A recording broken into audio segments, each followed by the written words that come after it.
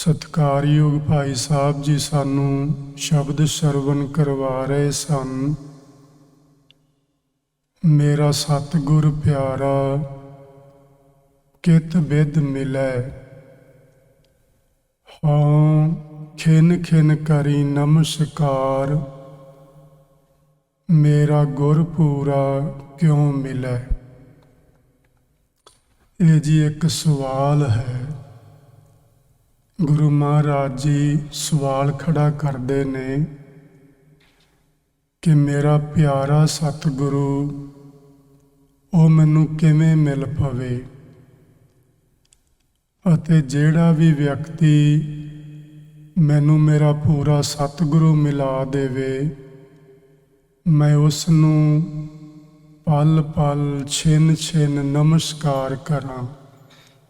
ਭਾਵ ਮੈਂ ਇੰਨਾ ਨਿਮਰਤਾ ਵਿੱਚ ਆ ਜਾਵਾਂ ਕਿ ਜਿਹੜਾ ਗੁਰਮੁਖ ਪਿਆਰਾ ਮੇਰੇ ਸਤਿਗੁਰੂ ਦੀ ਮੈਨੂੰ ਦੱਸ ਪਾ ਦੇਵੇ, ਮੇਰਾ ਸਤਿਗੁਰੂ ਮੈਨੂੰ ਮਿਲਾ ਦੇਵੇ, ਮੈਂ ਉਸ ਨੂੰ ਨਮਸਕਾਰ ਕਰਾਂ।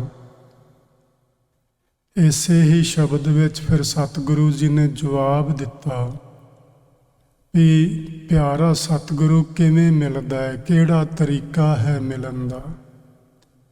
ਗੁਰੂ ਜੀ ਨੇ ਆਖਿਆ, ਕਰ ਕਿਰਪਾ ਹਰ ਮੇਲਿਆ ਮੇਰਾ ਸਤਿਗੁਰ ਪੂਰਾ।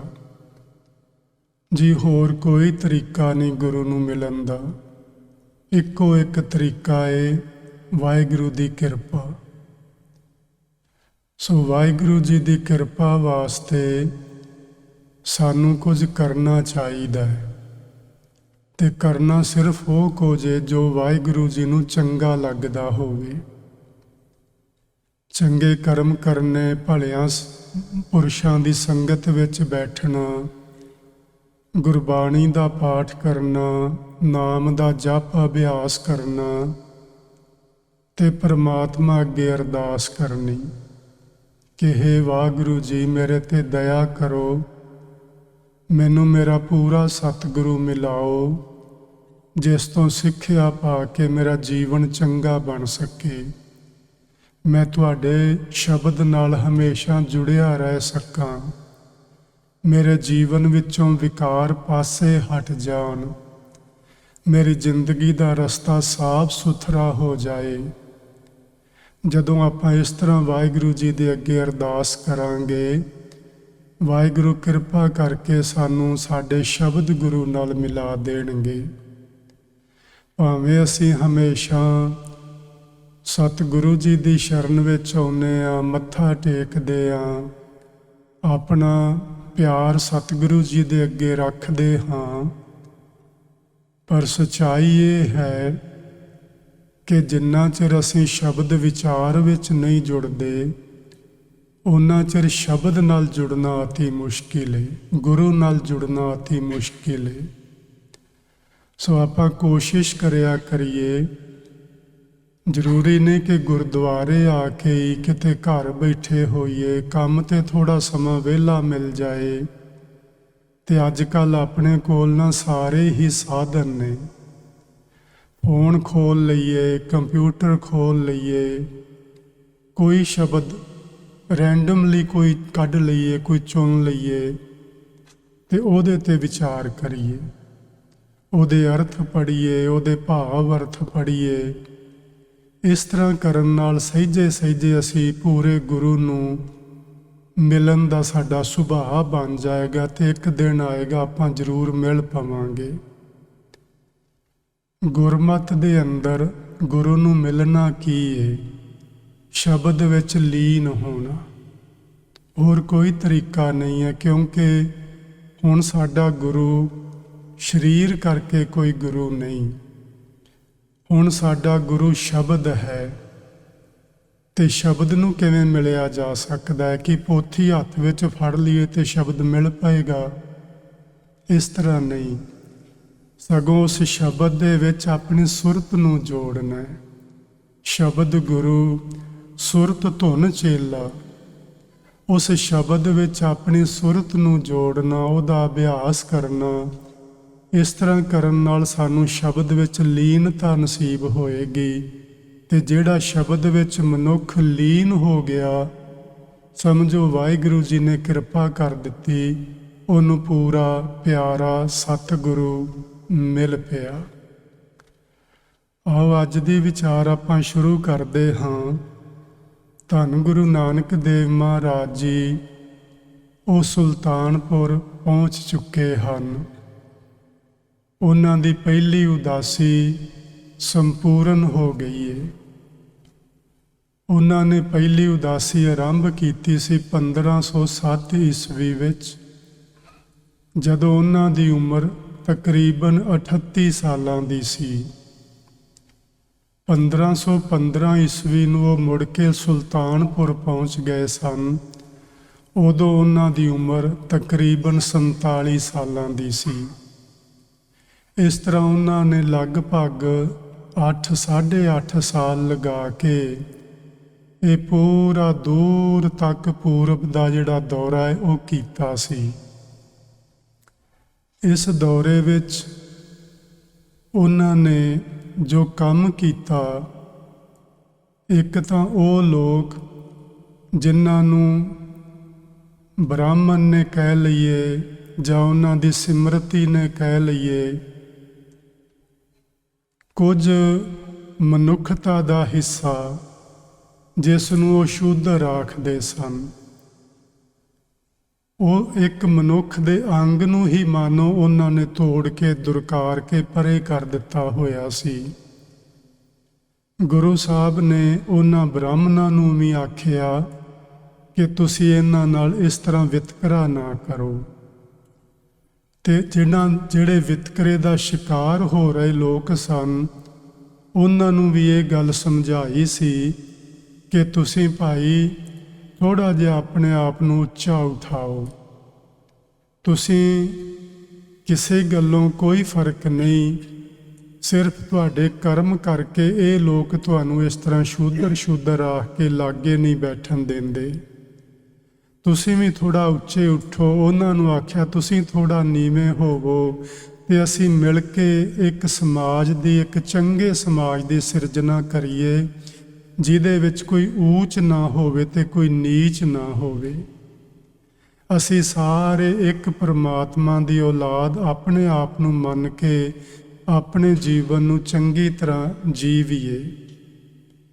ਪਠਾਨਾਂ ਤੇ ਮੁਗਲਾਂ ਦੇ ਜਿਹੜੇ ਅਤਿਆਚਾਰ ਆਮ ਲੋਕਾਂ ਤੇ ਹੁੰਦੇ ਸਨ, ਉਹਨਾਂ ਲੋਕਾਂ ਨੂੰ ਵੀ ਗੁਰੂ ਜੀ ਨੇ ਸਮਝਾਇਆ ਸੀ ਕਿ ਤੁਸੀਂ ਭਾਈ ਇੱਕ ਮੁੱਠ ਹੋਵੋ, ਭਾਵ ਇਕੱਠੇ ਹੋਵੋ। ਏਕਤਾ ਵਿੱਚ ਬਹੁਤ ਵੱਡਾ ਬਲ ਹੁੰਦਾ ਹੈ। ਜੇ ਤੁਸੀਂ ਏਕਤਾ ਵਿੱਚ ਇੱਕ ਸੂਤਰ ਵਿੱਚ ਪਰੋਤੇ ਜਾਓਗੇ ਤੇ ਇਹਨਾਂ ਲੋਕਾਂ ਨੂੰ ਵੀ ਥੋੜ੍ਹਾ ਬਹੁਤ ਤੁਹਾਡਾ ਡਰ ਹੋਏਗਾ। ਤੁਸੀਂ ਇਕੱਠੇ ਹੋਵੋ।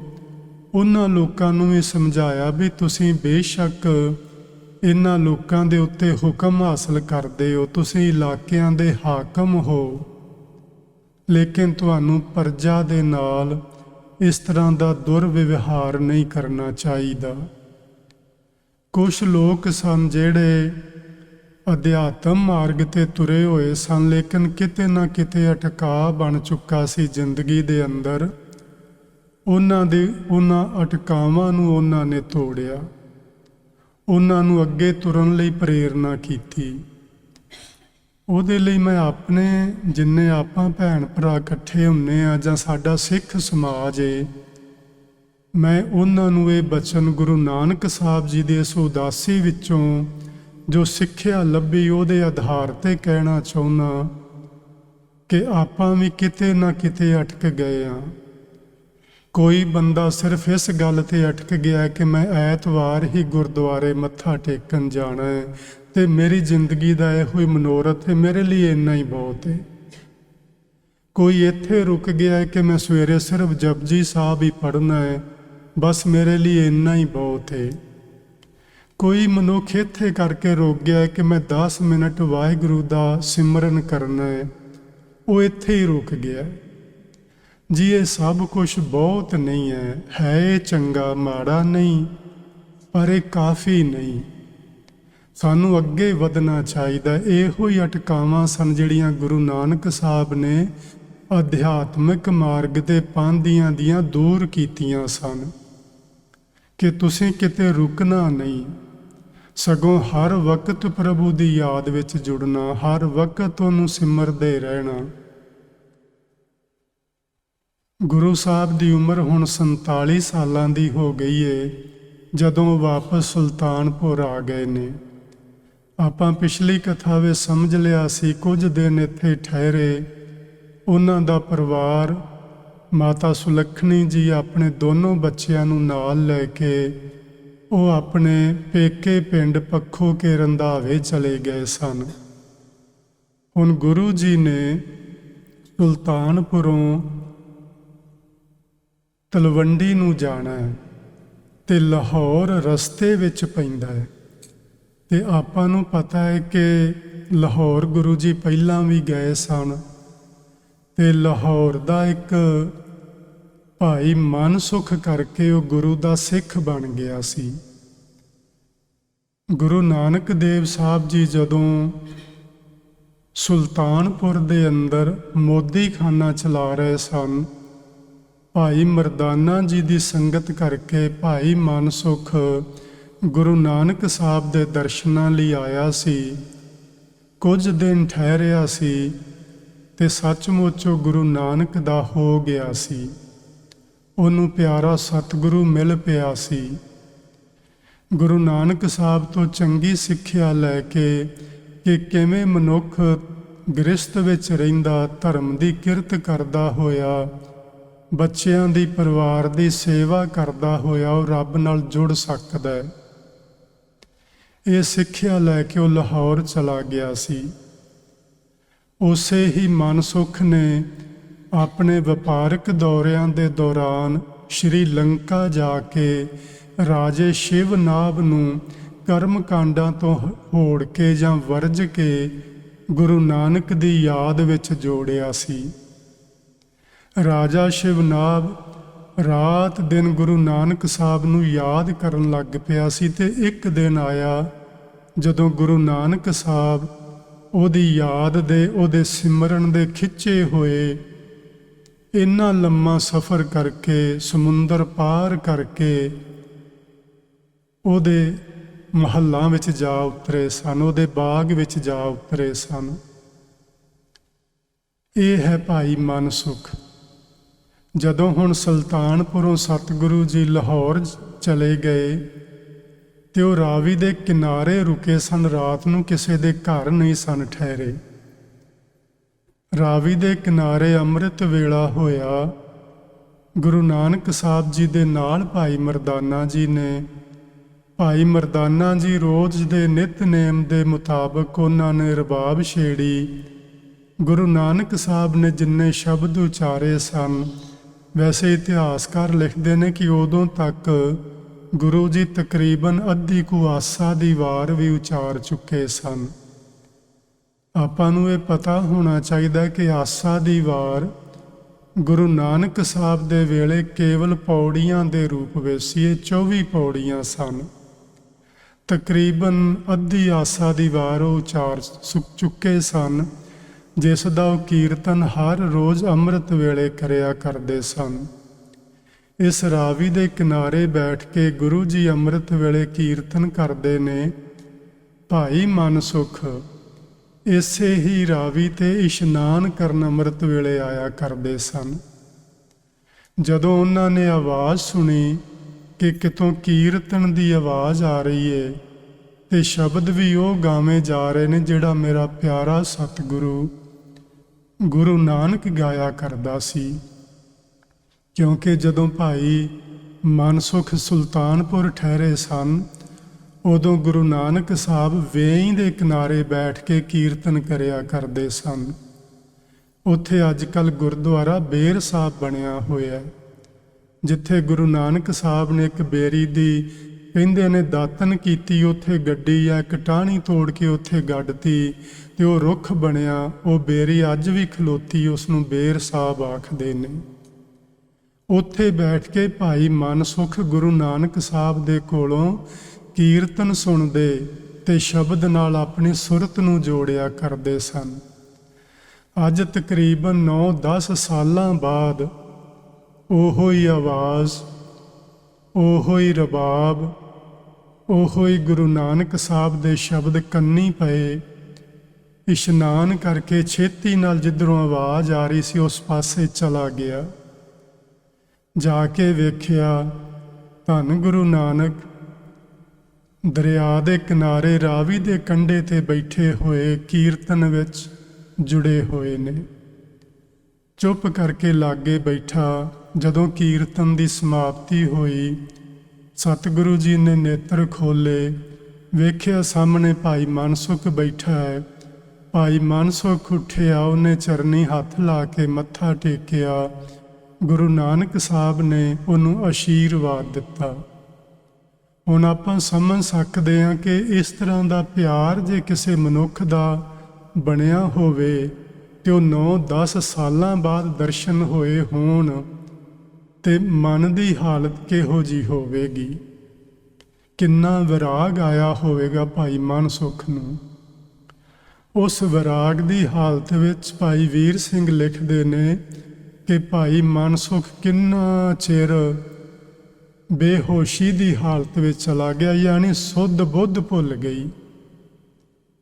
ਸੁਰਤ ਸੰਭਾਲੀ, ਗੁਰੂ ਨਾਨਕ ਸਾਹਿਬ ਨੂੰ ਬੇਨਤੀ ਕਰਕੇ ਆਪਣੇ ਘਰ ਲੈ ਗਿਆ ਸੀ ਭਾਈ ਮਨਸੁਖ।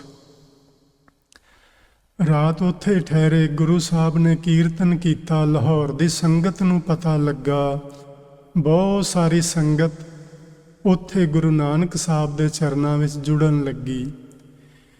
ਇਸ ਲਾਹੌਰ ਦਾ ਹੀ ਰਹਿਣ ਵਾਲਾ ਸੀ ਭਾਈ ਦੁਣੀ ਚੰਦ। ਉਹਨਾਂ ਹੀ ਦਿਨਾਂ ਵਿੱਚ ਭਾਈ ਦੁਣੀ ਚੰਦ ਨੇ ਆਪਣੇ ਪਿਤਾ ਦੇ ਨਿਮਿਤ ਸ਼ਰਾਧ ਕੀਤਾ ਸੀ। ਜਦੋਂ ਦੁਣੀ ਚੰਦ ਨੂੰ ਪਤਾ ਲੱਗਾ ਕਿ ਗੁਰੂ ਨਾਨਕ ਸਾਹਿਬ ਲਾਹੌਰ ਵਿੱਚ ਆਏ ਹੋਏ ਨੇ, ਉਸਨੇ ਗੁਰੂ ਨਾਨਕ ਸਾਹਿਬ ਨੂੰ ਵੀ ਨਿਉਂਤਾ ਭੇਜਿਆ। ਗੁਰੂ ਨਾਨਕ ਸਾਹਿਬ ਨੇ ਜਵਾਬ ਭੇਜਿਆ ਕਿ ਦੁਣੀ ਚੰਦ ਨੂੰ ਆਖੋ ਉਹ ਪਹਿਲਾਂ ਇਹ ਸਾਰੇ ਕਾਰਜ ਨੂੰ ਪੂਰਾ ਕਰ ਲਵੇ, ਉਸ ਤੋਂ ਬਾਅਦ ਵਿੱਚ ਅਸੀਂ ਉਹਦੇ ਘਰ ਆਵਾਂਗੇ ਤੇ ਉਹਦੇ ਘਰ ਜ਼ਰੂਰ ਪ੍ਰਸ਼ਾਦ ਛਕਾਂਗੇ। ਜਦੋਂ ਉਹਨੇ ਉਹ ਜਿਹੜਾ ਸ਼ਰਾਧ ਦਾ ਦਿਨ ਸੀ ਉਹ ਨਿਕਲ ਗਿਆ, ਸ਼ਰਾਧ ਪੂਰਾ ਹੋ ਗਿਆ, ਲੋਕ ਸਾਰੇ ਚਲੇ ਗਏ ਭੋਜਨ ਪਾਣੀ ਛਕ ਕੇ। ਅਗਲੇ ਦਿਨ ਫਿਰ ਗੁਰੂ ਜੀ ਦੇ ਪਾਸ ਉਸਨੇ ਬੇਨਤੀ ਭੇਜੀ। ਸਤਿਗੁਰੂ ਉਹਦੇ ਘਰ ਆਏ, ਆਖਣ ਲੱਗੇ ਦੁਣੀ ਚੰਦ ਜਿਹੜਾ ਤੂੰ ਕਾਰਜ ਆਰੰਭਿਆ ਸੀ ਪੂਰਾ ਹੋ ਗਿਆ? ਉਹ ਕਹਿੰਦੇ ਹਾਂ ਮਹਾਰਾਜ ਜੀ ਹੋ ਗਿਆ। ਆਖਣ ਲੱਗੇ ਤੇਰਾ ਕਾਰਜ ਕੀ ਸੀ? ਕਿਸ ਨਿਮਿਤ ਤੂੰ ਇੰਨੀ ਸੰਗਤ ਨੂੰ ਸੱਦ ਕੇ ਭੋਜਨ ਛਕਾਇਆ? ਆਖਣ ਲੱਗਾ ਜੀ ਮੇਰੇ ਪਿਤਾ ਜੀ ਨੂੰ ਗੁਜ਼ਰਿਆਂ ਇੰਨੇ ਸਾਲ ਹੋ ਗਏ ਨੇ ਤੇ ਮੈਂ ਹਰ ਸਾਲ ਉਹਨਾਂ ਦੇ ਨਿਮਿਤ ਸ਼ਰਾਧ ਕਰਦਾ। ਗੁਰੂ ਜੀ ਨੇ ਪੁੱਛਿਆ ਇਹ ਸ਼ਰਾਧ ਦਾ ਮਤਲਬ ਕੀ ਹੈ, ਇਹਦਾ ਕੀ ਲਾਭ ਹੁੰਦਾ ਹੈ ਤੇਰੇ ਪਿਤਾ ਜੀ ਨੂੰ? ਉਹਨੇ ਆਖਿਆ ਜੀ ਹੱਥ ਜੋੜ ਕੇ ਮੈਨੂੰ ਤੇ ਨਹੀਂ ਪਤਾ, ਪਰ ਸਾਡੇ ਆਚਾਰੀਆ ਲੋਕ ਬ੍ਰਾਹਮਣ ਲੋਕ ਇਹ ਕਹਿੰਦੇ ਨੇ ਕਿ ਜੇ ਪਿਤਾ ਜੀ ਦੇ ਨਿਮਿਤ ਤੁਸੀਂ ਇਸ ਤਰ੍ਹਾਂ ਸ਼ਰਾਧ ਕਰੋਗੇ ਤੇ ਉਹਨਾਂ ਦੀ ਆਤਮਾ ਨੂੰ ਤ੍ਰਿਪਤੀ ਮਿਲੇਗੀ, ਉਹਨਾਂ ਦੀ ਭੁੱਖ ਦੂਰ ਹੋਵੇਗੀ। ਉਹਨਾਂ ਦੇ ਕਹਿਣ ਤੇ ਮੈਂ ਹਰ ਸਾਲ ਇੱਕ ਤਰ੍ਹਾਂ ਦਾ ਵੱਡਾ ਜੱਗ ਲਾ ਦੇਣਾ, ਸਾਰੇ ਨਗਰ ਦੇ ਲੋਕ ਭੋਜਨ ਛਕਦੇ ਨੇ, ਗਰੀਬ ਵੀ ਖਾਂਦੇ ਨੇ, ਅਮੀਰ ਵੀ ਖਾਂਦੇ ਨੇ। ਇਹ ਕੰਮ ਮੈਂ ਹਰ ਸਾਲ ਕਰਦਾ। ਗੁਰੂ ਨਾਨਕ ਸਾਹਿਬ ਜੀ ਨੇ ਆਖਿਆ ਸੀ ਦੁਣੀ ਚੰਦ ਤੂੰ ਜੋ ਕਰਦਾ ਚੰਗਾ ਕਰਦਾ, ਪਰ ਕੀ ਤੈਨੂੰ ਪਤਾ ਹੈ ਕਿ ਤੇਰੇ ਪਿਤਾ ਜੀ ਦੀ ਆਤਮਾ ਤ੍ਰਿਪਤ ਹੋ ਚੁੱਕੀ ਹੈ? ਉਹ ਕਹਿਣ ਲੱਗਾ ਨਹੀਂ ਮਹਾਰਾਜ ਇਹ ਤੇ ਨਹੀਂ ਮੈਨੂੰ ਪਤਾ। ਆਖਣ ਲੱਗੇ ਤੂੰ ਆਪਣੇ ਕਿਸੇ ਆਚਾਰੀਆ ਨੂੰ ਪੁੱਛ, ਕਿਸੇ ਪੰਡਿਤ ਨੂੰ ਪੁੱਛ। ਉਹਨਾਂ ਨੂੰ ਵੀ ਪੁੱਛਿਆ ਗਿਆ, ਉਹਨਾਂ ਆਖਿਆ ਜੀ ਬਿਲਕੁਲ ਹੋ ਚੁੱਕੀ ਏ। ਜਦੋਂ ਤੂੰ ਹਰ ਸਾਲ ਇਹ ਸ਼ਰਾਧ ਕਰਦਾ ਹੈ, ਸਾਡੇ ਵੇਦ ਸ਼ਾਸਤਰ ਇਹ ਗੱਲ ਕਹਿੰਦੇ ਨੇ ਕਿ ਜਿਹਦੇ ਨਿਮਿਤ ਕੁਛ ਕਰੀਏ ਉਹਦੀ ਆਤਮਾ ਤ੍ਰਿਪਤ ਹੋ ਜਾਂਦੀ ਏ। ਗੁਰੂ ਜੀ ਕਹਿੰਦੇ ਚਲੋ ਮੰਨ ਲਿਆ ਇੱਕ ਦਿਨ ਤੇ ਤ੍ਰਿਪਤ ਹੋ ਗਈ, ਤੇ ਬਾਕੀ 364 ਦਿਨ ਕੀ ਬਣਦਾ ਹੋਏਗਾ ਉਹਦਾ? ਬਾਕੀ ਇੰਨੇ ਦਿਨ ਉਹ ਆਤਮਾ ਭੁੱਖੀ ਰਹਿੰਦੀ ਹੋਏਗੀ। ਇਹਨਾਂ ਸਵਾਲਾਂ ਦੇ ਜਵਾਬ ਜੀ ਕਿਸੇ ਕੋਲ ਵੀ ਨਹੀਂ, ਨਾ ਦੁਨੀ ਚੰਦ ਕੋਲ, ਨਾ ਕਿਸੇ ਬ੍ਰਾਹਮਣ ਕੋਲ, ਨਾ ਕਿਸੇ ਗਿਆਨੀ ਸੱਜਣ ਕੋਲ, ਨਾ ਕਿਸੇ ਵਿਦਵਾਨ ਕੋਲ। ਇਹਨਾਂ ਗੱਲਾਂ ਦਾ ਕਿਸੇ ਕੋਲ ਕੋਈ ਜਵਾਬ ਨਹੀਂ। ਉਹਨੇ ਹੱਥ ਜੋੜੇ ਤੇ ਆਖਿਆ, ਗੁਰੂ ਜੀ ਸਾਨੂੰ ਇਹਨਾਂ ਗੱਲਾਂ ਬਾਰੇ ਕੁਝ ਵੀ ਗਿਆਨ ਨਹੀਂ, ਤੁਸੀਂ ਦੱਸੋ। ਉਂਝ ਤੇ ਸਾਖੀ ਵਿੱਚ ਲਿਖਿਆ ਹੈ ਕਿ ਗੁਰੂ ਜੀ ਨੇ ਆਖਿਆ, ਤੇਰਾ ਪਿਤਾ ਇੱਕ ਜੰਗਲੀ ਜਾਨਵਰ ਜਿਹਨੂੰ ਬਘਿਆੜ ਕਹਿੰਦੇ ਆ, ਉਹਦੀ ਜੂਨੀ ਵਿੱਚ ਪਿਆ ਹੋਇਆ ਹੈ ਤੇ ਉਹਨੂੰ ਕਈ ਦਿਨ ਹੋ ਗਏ ਨੇ ਸ਼ਿਕਾਰ ਨਹੀਂ ਮਿਲਿਆ ਤੇ ਉਹ ਭੁੱਖਾ ਬੈਠਾ ਹੈ। ਇਹ ਤੇਰੇ ਸ਼ਰਾਧ ਦੇ ਕਰਨ ਨਾਲ ਬ੍ਰਾਹਮਣ ਤਾਂ ਤ੍ਰਿਪਤ ਹੋਏ ਨੇ, ਜਾਂ ਜਿਨ੍ਹਾਂ ਲੋਕਾਂ ਨੇ ਤੇਰੇ ਘਰ ਆ ਕੇ ਭੋਜਨ ਛਕਿਆ ਉਹਨਾਂ ਦੀ ਤ੍ਰਿਪਤੀ ਤੇ ਕੋਈ ਥੋੜੇ ਸਮੇਂ ਲਈ ਜ਼ਰੂਰ ਹੋਈ ਏ, ਪਰ ਤੇਰਾ ਪਿਤਾ ਤ੍ਰਿਪਤ ਨਹੀਂ ਹੋਇਆ। ਗੁਰੂ ਜੀ ਨੂੰ ਪੁੱਛਿਆ ਸੀ ਉਹਨੇ ਕਿ ਫਿਰ ਉਹ ਕਿਵੇਂ ਤ੍ਰਿਪਤ ਹੋਏਗਾ। ਗੁਰੂ ਜੀ ਨੇ ਆਖਿਆ ਸੀ, ਭਾਈ ਦੁਨੀ ਚੰਦ, ਅੱਗੇ ਕਰਨੀ ਕੀਰਤ ਵਾਚੀ ਹੈ, ਬਹਿ ਲੇਖਾ ਕਰ ਸਮਝਾਇਆ। ਕਿਸੇ ਮਨੁੱਖ ਦੇ ਚਲੇ ਜਾਣ ਤੋਂ ਬਾਅਦ ਅਸੀਂ ਉਹਨੂੰ ਤ੍ਰਿਪਤ ਨਹੀਂ ਕਰ ਸਕਦੇ। ਜਿਹੜਾ ਚਲਾ ਗਿਆ, ਜੋ ਉਹਨੇ ਆਪਣੇ ਜੀਵਨ ਕਾਲ ਵਿੱਚ ਕੀਤਾ, ਉਹਦਾ ਫਲ ਉਸ ਨੂੰ ਜ਼ਰੂਰ ਮਿਲੇਗਾ। ਉਹਨੇ ਚੰਗਾ ਕੀਤਾ, ਚੰਗਾ ਫਲ ਭੁਗਤੇਗਾ, ਮਾੜਾ ਕੀਤਾ, ਮਾੜਾ ਫਲ ਭੁਗਤੇਗਾ। ਲੇਕਿਨ ਪਿੱਛੋਂ ਦਾ ਕੀਤਾ ਹੋਇਆ ਕਿਸੇ ਨੂੰ ਕੁਝ ਨਹੀਂ ਮਿਲ ਸਕਦਾ। ਉਸ ਪਰਮਾਤਮਾ ਦੇ ਦਰਬਾਰ ਵਿੱਚ ਸੱਚ ਦੇ ਆਧਾਰ ਤੇ ਨਿਆਂ ਹੁੰਦਾ ਹੈ। ਕਰਮੀ ਆਪੋ ਆਪਣੀ ਦੀ ਗੱਲ ਏ, ਕਰਮਾਂ ਉੱਪਰ ਨਿਬੜਿਆ ਦੀ ਗੱਲ ਏ। ਉੱਥੇ ਜੋ ਅਸੀਂ ਕਰਮ ਕਮਾਏ ਨੇ ਉਹਨਾਂ ਦੇ ਆਧਾਰ ਤੇ ਫੈਸਲੇ ਹੁੰਦੇ ਨੇ। ਮਗਰੋਂ ਦਾ ਕੀਤਾ ਹੋਇਆ ਕੁਝ ਕਿਸੇ ਨੂੰ ਪ੍ਰਾਪਤ ਨਹੀਂ ਹੋ ਸਕਦਾ। ਦੁਨੀ ਚੰਦ ਨੇ ਆਖਿਆ, ਜੀ ਫਿਰ ਅਸੀਂ ਕੀ ਕਰੀਏ। ਸਤਿਗੁਰੂ ਨੇ ਆਖਿਆ ਸੀ, ਇਹਨਾਂ ਕਰਮ ਕਾਂਡਾਂ ਦਾ ਤਿਆਗ ਕਰੋ, ਭਲੇ ਕਰਮ ਕਮਾਓ। ਭੋਜਨ ਛਕਾਉਣਾ ਗਰੀਬਾਂ ਨੂੰ ਕੋਈ ਮਾੜੀ ਗੱਲ ਨਹੀਂ, ਜ਼ਰੂਰ ਛਕਾਇਆ ਕਰੋ, ਪਰ ਕਿਸੇ ਦੇ ਨਿਮਿਤ ਨਹੀਂ ਛਕਾਓ। ਤੁਸੀਂ ਇਹਨਾਂ ਨੂੰ ਭੋਜਨ ਛਕਾਓ, ਭਾਵੇਂ ਹਰ ਰੋਜ਼ ਛਕਾਓ। ਤੁਹਾਡੇ ਕੋਲ ਰੱਬ ਨੇ ਮਾਇਆ ਦਿੱਤੀ, ਤੁਹਾਨੂੰ ਹਰ ਚੀਜ਼ ਦਿੱਤੀ ਏ, ਤੁਸੀਂ ਇਹਨਾਂ ਦੀ ਸੇਵਾ ਜ਼ਰੂਰ ਕਰੋ। ਲੇਕਿਨ ਇਹ ਨਹੀਂ ਕਿ ਇਹਨਾਂ ਨੂੰ ਖਵਾਇਆ ਤੁਹਾਡੇ ਪਿਤਾ ਦੀ ਆਤਮਾ ਤ੍ਰਿਪਤ ਹੋਏਗੀ। ਉਸ ਭਰਮ ਵਿੱਚੋਂ ਨਿਕਲ ਜਾਓ, ਉਸ ਕਰਮ ਕਾਂਡ ਦਾ ਤਿਆਗ ਕਰ ਦਿਓ। ਇਹ ਗੁਰੂ ਨਾਨਕ ਸਾਹਿਬ ਨੇ ਲਾਹੌਰ ਵਿੱਚ ਰਹਿ ਕੇ ਭਾਈ ਦੁਨੀ ਚੰਦ ਨੂੰ ਇਹ ਬਚਨ ਸਮਝਾਏ ਸਨ। ਕੁਝ ਦਿਨ ਇੱਥੇ ਲਾਹੌਰ ਵਿੱਚ ਠਹਿਰ ਕੇ ਸਤਿਗੁਰੂ ਜੀ ਦੋਵੇਂ ਵਕਤ ਸਤਸੰਗ ਕਰਦੇ ਰਹੇ। ਲੋਕਾਂ ਨੂੰ ਨਾਮ ਸਿਮਰਨ ਨਾਲ ਵਾਹਿਗੁਰੂ ਜੀ ਦੀ ਯਾਦ ਵਿੱਚ ਜੋੜ ਕੇ ਫਿਰ ਉਹ ਇੱਥੋਂ ਤਲਵੰਡੀ ਨੂੰ ਚੱਲੇ ਸਨ।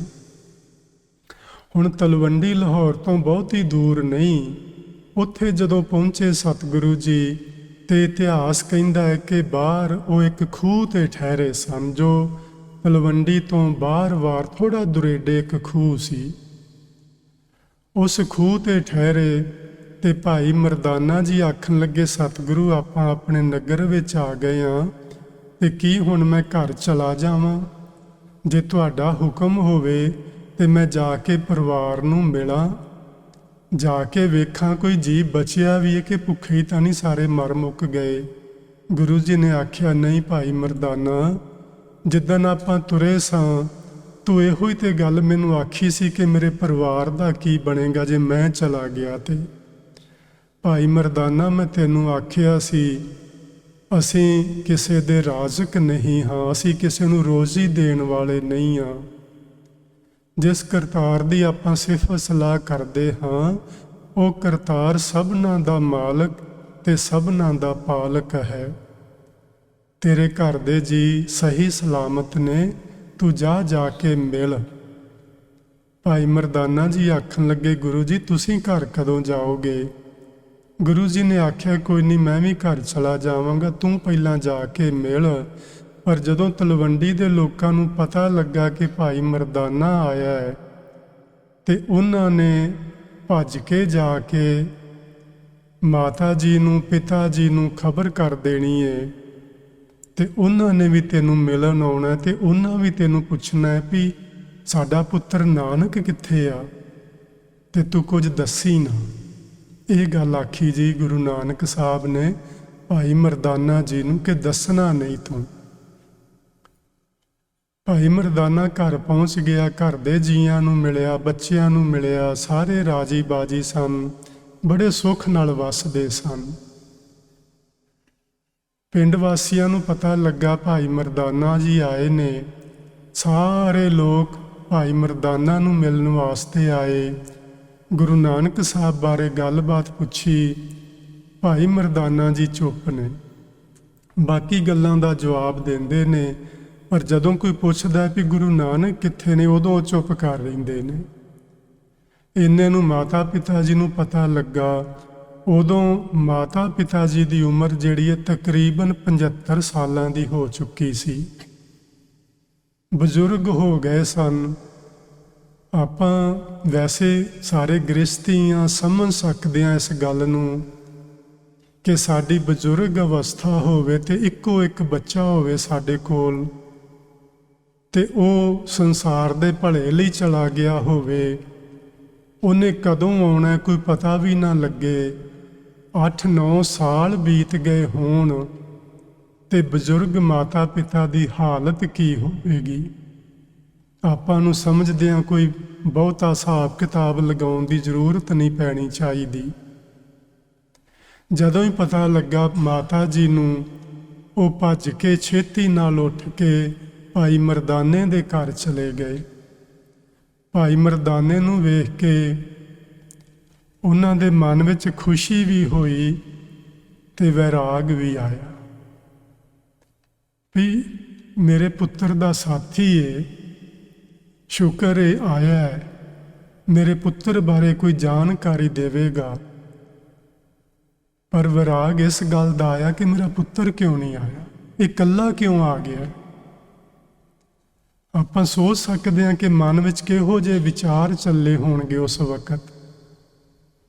ਇੰਨਿਆਂ ਲੰਮਿਆਂ ਸਫ਼ਰਾਂ ਤੇ ਗਏ ਸਨ, ਪਤਾ ਨਹੀਂ ਜਿੰਦਾ ਵੀ ਹੈ ਕਿ ਨਹੀਂ, ਇਹ ਵੀ ਤੇ ਮਨ ਵਿੱਚ ਵਿਚਾਰ ਆਇਆ ਹੋਏਗਾ।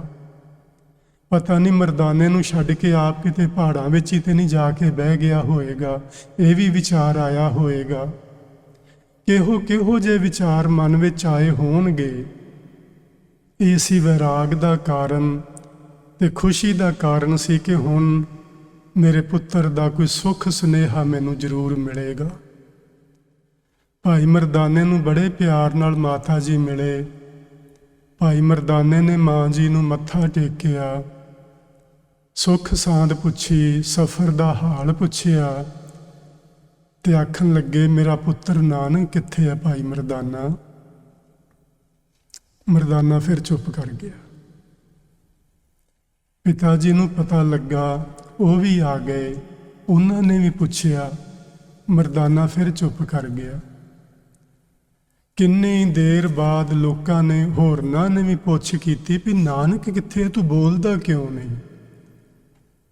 ਭਾਈ ਮਰਦਾਨਾ ਹੁਣ ਕੀ ਬੋਲੇ, ਕਿਉਂਕਿ ਉਹਦੇ ਮਾਲਕ ਨੇ ਰੋਕਿਆ ਕਿ ਤੂੰ ਦੱਸਣਾ ਨਹੀਂ।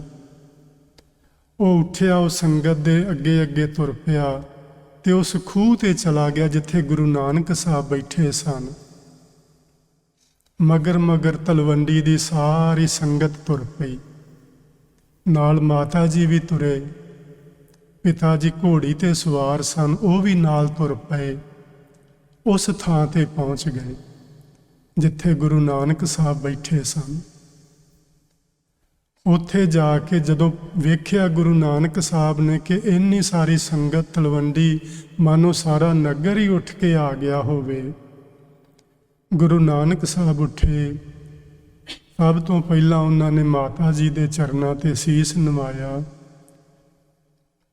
ਮਾਤਾ ਜੀ ਨੇ ਗਲੇ ਲਗਾਇਆ, ਸੁੱਖ ਸਾਂਦ ਪੁੱਛੀ, ਪੁੱਤਰ ਦਾ ਚਿਹਰਾ ਵੇਖਿਆ। ਇੰਨੇ ਸਾਲ, ਇੰਨੇ ਲੰਮੇ ਸਫ਼ਰ, ਪਤਾ ਨਹੀਂ ਕਿਤੇ ਰਜਵੀਂ ਰੋਟੀ ਵੀ ਖਾਣ ਨੂੰ ਮਿਲੀ ਹੋਏਗੀ ਕਿ ਨਹੀਂ। ਲੋਕਾਂ ਨੇ ਕੀ ਮੰਦਾ ਚੰਗਾ ਵੀ ਬੋਲਿਆ ਹੋਏਗਾ, ਕਿਸੇ ਨੇ ਕੋਈ ਤਾਨੇ ਮਿਹਣੇ ਵੀ ਦਿੱਤੇ ਹੋਣਗੇ, ਕਿੰਨਾ ਕੁਝ ਸਹਿਆ ਹੋਏਗਾ ਮੇਰੇ ਪੁੱਤਰ ਨੇ। ਪਰ ਇਹਦਾ ਚਿਹਰਾ ਉਹ ਵੇਖਿਆ ਇਉਂ ਲੱਗਦਾ ਹੈ ਕਿ ਜਿਵੇਂ ਮੇਰਾ ਪੁੱਤਰ ਚੜ੍ਹਦੀ ਕਲਾ ਵਿੱਚ ਉਹਦੇ ਉੱਤੇ ਅੱਗੇ ਨਾਲੋਂ ਦੂਣ ਸੁਆਇਆ, ਉਹਦੇ ਚਿਹਰੇ ਤੇ ਰੋਸ਼ਨੀ ਦਾ ਪ੍ਰਭਾਵ ਹੈ, ਉਹਦੇ ਤੇ ਆਭਾ ਹੈ। ਵੇਖ ਕੇ ਬੜੇ ਪ੍ਰਸੰਨ ਹੋਏ, ਪਿਤਾ ਜੀ ਕੋਲ ਆਏ। ਸਤਿਗੁਰੂ ਜੀ ਨੇ ਪਿਤਾ ਦੇ ਚਰਨੀ ਹੱਥ ਲਾਇਆ। ਪਿਤਾ ਜੀ ਉਸ ਵਕਤ ਇਹ ਗੱਲ ਕਹਿੰਦੇ ਨੇ, ਜੀ ਪੁੱਤਰ, ਇੱਕ ਸਮਾਂ ਸੀ ਜਦੋਂ ਮੈਂ ਤੇਰੇ ਨਾਲੋਂ ਵਧੇਰੇ ਪਿਆਰ 20 ਦਮੜਿਆਂ ਨੂੰ ਕੀਤਾ ਸੀ, ਤੈਨੂੰ ਯਾਦ ਹੋਣਾ ਹੈ। ਪਰ ਪੁੱਤਰ, ਤੇਰੇ ਨਾਲੋਂ ਵਿਛੜ ਕੇ ਤੈਨੂੰ 8-9 ਸਾਲ ਹੋ ਗਏ ਨੇ। ਵੈਸੇ 2-3 ਸਾਲ ਗੁਰੂ ਜੀ ਸੁਲਤਾਨਪੁਰ ਵੀ ਰਹੇ ਸਨ। ਮਾਤਾ ਪਿਤਾ ਤੋਂ ਵਿਛੜਿਆਂ ਲਗਭਗ 11 ਸਾਲ ਬੀਤ ਗਏ ਨੇ। ਤੇਰੇ ਨਾਲੋਂ ਵਿਛੜ ਕੇ ਮੈਨੂੰ ਅਹਿਸਾਸ ਹੋਇਆ ਹੈ ਕਿ ਇਸ ਪੁੱਤਰ ਤੋਂ ਮੈਂ ਆਪਣੀ ਸਾਰੀ ਜਾਇਦਾਦ ਵਾਰ ਦਿਆਂ, ਮੈਂ ਆਪਣਾ ਸਭ ਕੁਝ ਕੁਰਬਾਨ ਕਰ ਦਿਆਂ, ਪਰ ਉਸ ਸਭ ਕਾਸੇ ਨਾਲੋਂ ਇਹਦਾ ਦਰਸ਼ਨ ਮਹਿੰਗਾ ਹੈ। ਅੱਜ ਮੈਨੂੰ ਸਮਝ ਪਈ ਹੈ ਕਿ ਤੇਰੇ ਵਰਗੇ ਪੁੱਤਰ ਦਾ ਦਰਸ਼ਨ, ਜਿਸ ਨੂੰ ਮੈਂ ਹੁਣ 9 ਸਾਲ ਤੇਰੇ ਤੋਂ ਵੱਖਰਾ ਰਹਿ ਕੇ ਮਹਿਸੂਸ ਕੀਤਾ ਹੈ, ਉਹ ਦਰਸ਼ਨ ਕਿੰਨਾ ਕੀਮਤੀ ਹੈ। ਜੀ ਆਪਾਂ ਸਾਰਿਆਂ ਨੂੰ ਗੁਰੂ ਨਾਨਕ ਸਾਹਿਬ ਦਾ ਦਰਸ਼ਨ ਫ੍ਰੀ ਵਿੱਚ ਹੁੰਦਾ ਹੈ, ਕੁਝ ਨਹੀਂ ਦੇਣਾ ਪੈਂਦਾ। ਪਰ ਆਪਾਂ ਕਦੀ ਇਸ ਤਰ੍ਹਾਂ ਅਹਿਸਾਸ ਨਹੀਂ ਕੀਤਾ ਆਪਣੇ ਅੰਦਰ ਕਿ ਅਸੀਂ ਸੱਚਮੁੱਚ ਗੁਰਦੁਆਰੇ ਆਏ ਹਾਂ, ਜਾਂ ਬਾਣੀ ਪੜ੍ਹਨ ਲੱਗੇ ਹਾਂ, ਜਾਂ ਜਪਜੀ ਸਾਹਿਬ ਖੋਲ੍ਹਿਆ ਹੈ, ਤੇ ਇਹ ਮੈਂ ਗੁਰੂ ਨਾਨਕ ਸਾਹਿਬ ਦਾ ਦਰਸ਼ਨ ਕਰ ਰਿਹਾ ਹਾਂ। ਇਸ ਤਰ੍ਹਾਂ ਸਾਨੂੰ ਕਦੀ ਅਹਿਸਾਸ ਨਹੀਂ ਹੁੰਦਾ, ਮੈਨੂੰ ਵੀ ਨਹੀਂ ਹੁੰਦਾ। ਕਦੀ ਕਦਾਈ ਮਨ ਵਿੱਚ ਆਉਂਦਾ ਹੈ, ਗੁਰੂ ਜੀ ਤੁਹਾਡਾ ਸ਼ੁਕਰ ਹੈ, ਤੁਸੀਂ ਕਮ ਸੇ ਕਮ ਮਾੜੇ ਪਾਸਿਓਂ ਹਟਾ ਕੇ ਆਪਣੇ ਚਰਨੀ ਲਗਾਇਆ।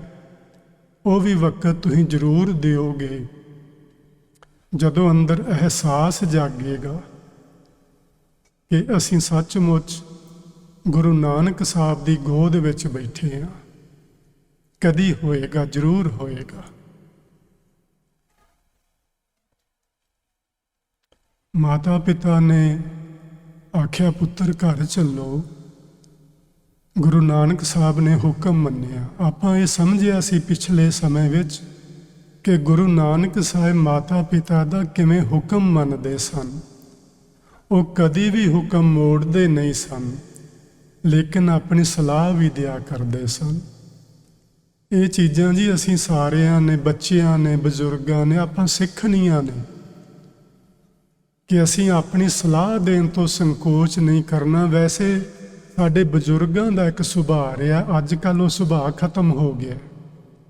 ਸਾਡੇ ਬਜ਼ੁਰਗਾਂ ਦਾ ਸਾਡੇ ਵਕਤ ਜਦੋਂ ਆਪਾਂ ਛੋਟੇ ਸਾਂ ਇੱਕ ਸੁਭਾਅ ਸੀ, ਬੱਚਿਆਂ ਦੀ ਸਲਾਹ ਉਹ ਸੁਣਦੇ ਹੀ ਨਹੀਂ ਸਨ।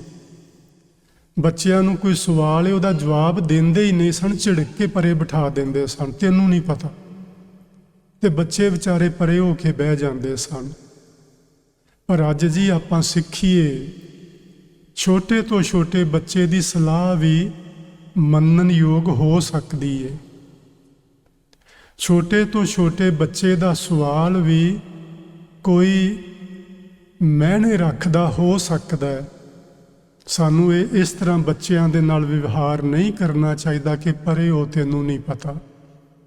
ਨਹੀਂ, ਬੱਚਿਆਂ ਦੀ ਗੱਲ ਪਿਆਰ ਨਾਲ ਸੁਣੀਏ।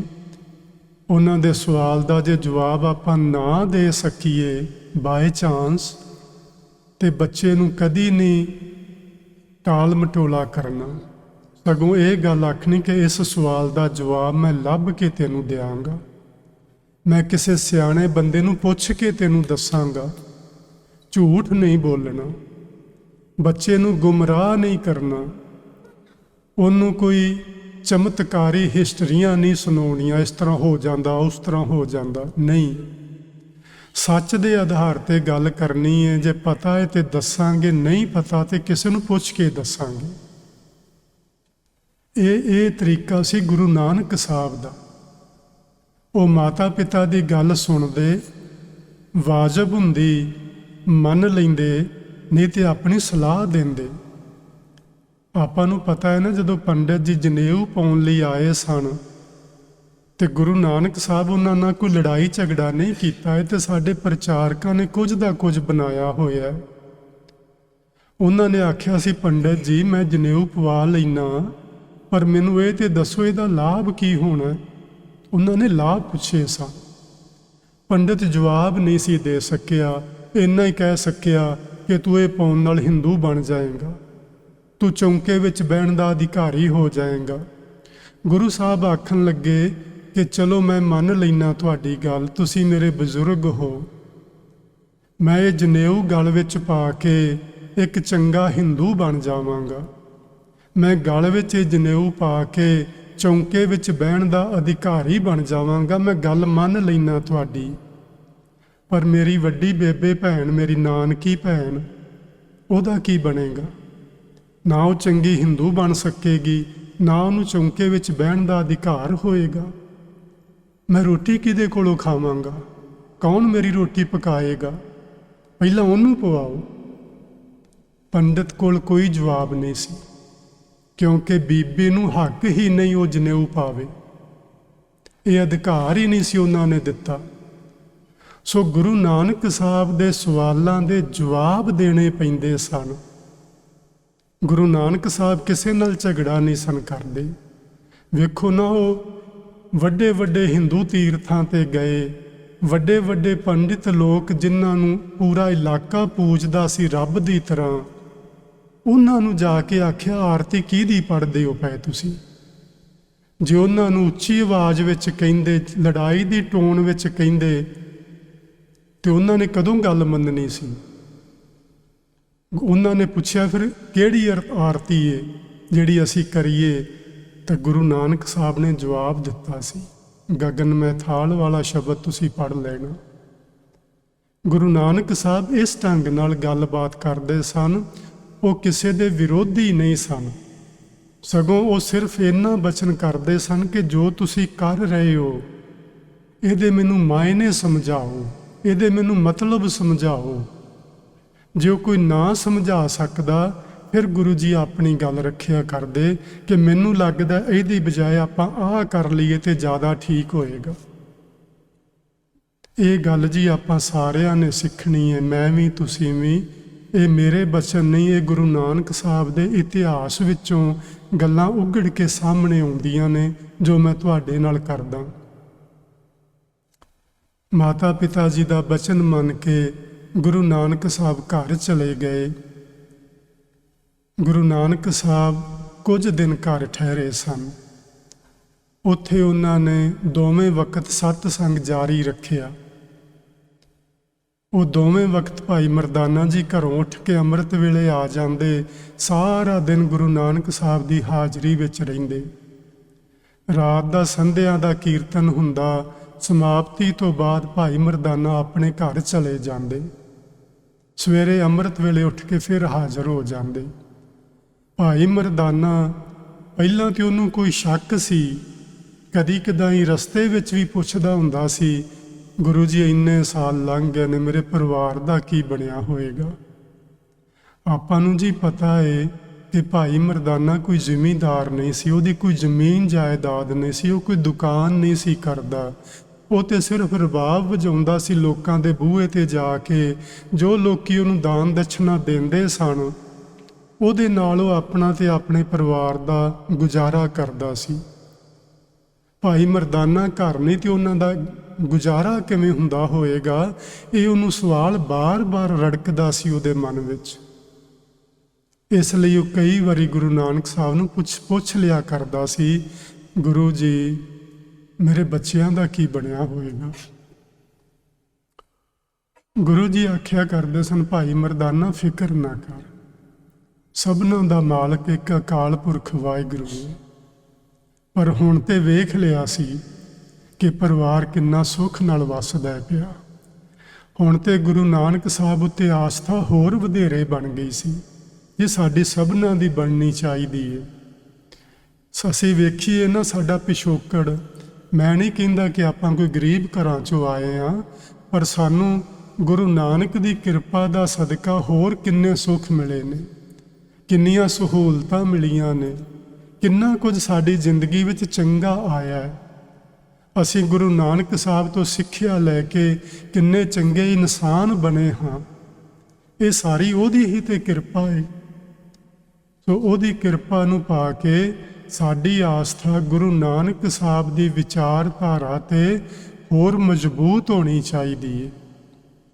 ਅਸੀਂ ਕਰਮ ਕਾਂਡਾਂ ਦਾ ਤਿਆਗ ਕਰੀਏ, ਅਸੀਂ ਵਹਿਮਾਂ ਭਰਮਾਂ ਦਾ ਤਿਆਗ ਕਰੀਏ, ਅਸੀਂ ਧਰਮ ਦੇ ਨਾਂ ਹੇਠਾਂ ਕੀਤੇ ਜਾਂਦੇ ਧਾਰਮਿਕ ਕਰਮਾਂ ਦਾ ਵੀ ਤਿਆਗ ਕਰੀਏ।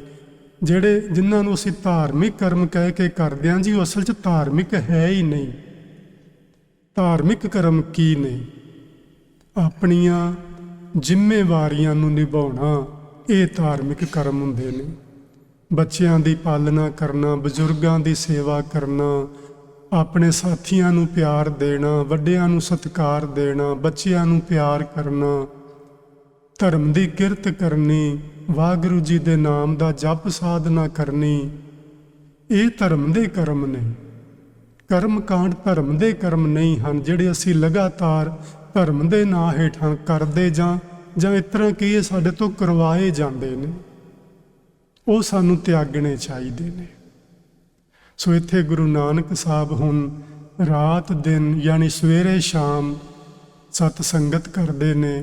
ਕੁਝ ਦਿਨ ਠਹਿਰੇ ਨੇ, ਹੁਣ ਮਾਤਾ ਪਿਤਾ ਤੋਂ ਆਗਿਆ ਲੈ ਕੇ ਉਹ ਆਪਣੇ ਬੱਚਿਆਂ ਨੂੰ ਮਿਲਣ ਜਾਣਗੇ।